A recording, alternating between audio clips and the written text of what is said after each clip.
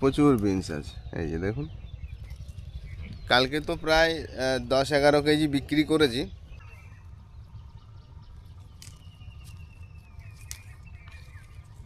এই কিন্তু সেই কুলে খাড়া শাক দেখছেন, বীজ ধরে গেছে দেখুন, পালং শাকের বীজ কত।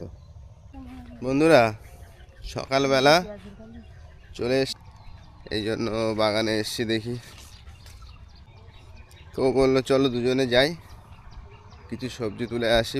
বাড়ি এমনি মিস্ত্রিরা কাজ করছে, তো কিছু লঙ্কাও তোলার আছে, আর যদি কটা বেগুন পাওয়া যায়, যেহেতু খাওয়ার জন্য লাগানো তো অল্প বেগুন গাছ।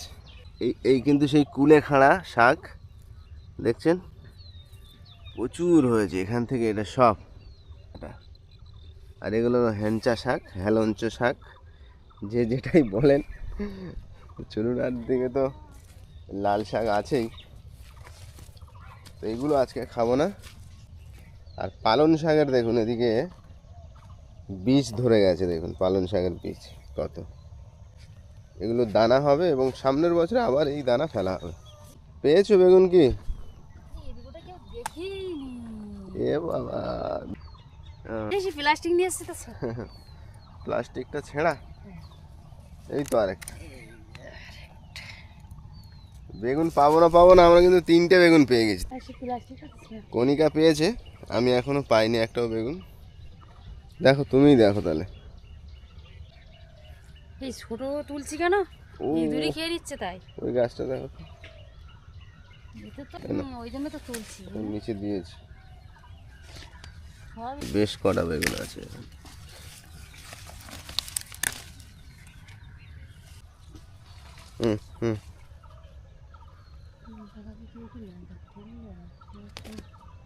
মোটামুটি বাগান থেকে যেটুকু সবজি হয় বিক্রি টিক্রি করার পরে সংসারটা চলে যায়, খাওয়াটা হয়, এই আর কি।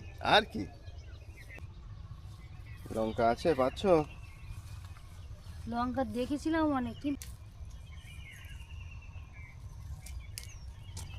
লঙ্কা আর কে নিয়ে যাবে এখন এদিক থেকে।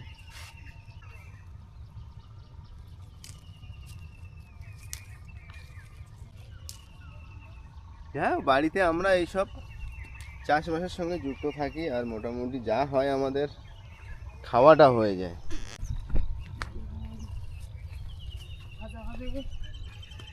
কণিকা আবার কোথায় ঢুকছো এদিকে? এই যে বিন কড়াই কিন্তু কালকে আমাদের উঠেছিল প্রায় 10 কেজি। কি বরবটি ধরেছে আমাদের। এতদিন কিন্তু বরবটির ফসলটা হয়নি, কেননা বরবটির ফলনটা এবছর একটু লেট হয়েছে, বুঝতে পারিনি মানে সমস্যাটা কি। কিন্তু বিনসগুলো আমাদের খুব ভালো হচ্ছে। এই দেখুন, বিনস প্রচুর গাছে, প্রচুর বিনস আছে, এই যে দেখুন।